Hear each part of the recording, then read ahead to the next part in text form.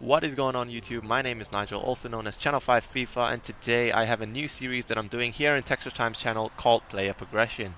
Before I get into the video guys, I just want to give you a brief background on who I am and what I'm doing in Texture Times channel.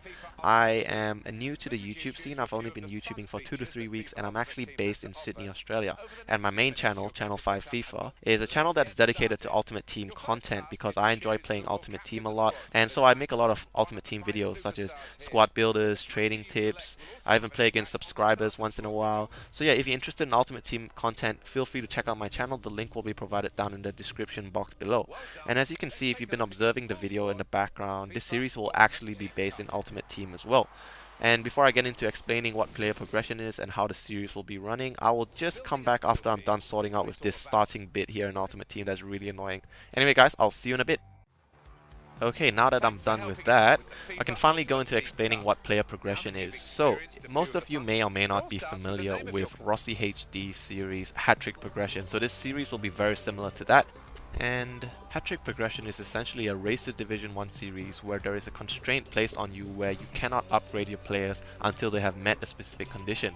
And in Hat-Trick Progression, this condition is your player must have scored a hat-trick before you can upgrade him from say a bronze to a rare bronze, and if he was a rare bronze you upgrade him to a non-rare silver, and so on and so forth. So what Rossi would do back in the day was to get maybe his striker to score a hat-trick, and once he's done that, maybe if he wanted his center back to score a hat-trick, he would swap him in-game to the striker position or let him take all 3 penalties if he gets 3 penalties in a game. So the main difference between hat-trick progression and player progression is you have to satisfy different rules before you can upgrade a player. In hat-trick progression you have to score a hat-trick with every single player except the goalkeeper, whereas in player progression I've made the rules more position specific.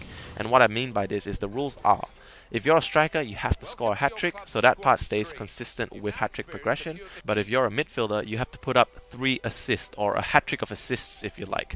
A goal will be worth 2 assists for a midfielder, so if you score 2 goals or if you score a goal and an assist, you will still be able to upgrade your midfielder into the next level. For the defense line and the goalkeeper, if you keep 3 clean sheets in a row, you can choose one member of the defense line or the goalkeeper to be upgraded. On top of that, if you score a goal with any one of these members, you are also able to then upgrade any one of the members of the defensive line as well as the goalkeepers into the next level.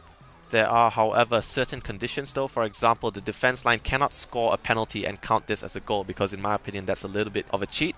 So you have to score a goal from either from an open play, a free kick or a corner kick for it to count as a goal where you can use to upgrade the player from the defensive line or the goalkeeper into the next level.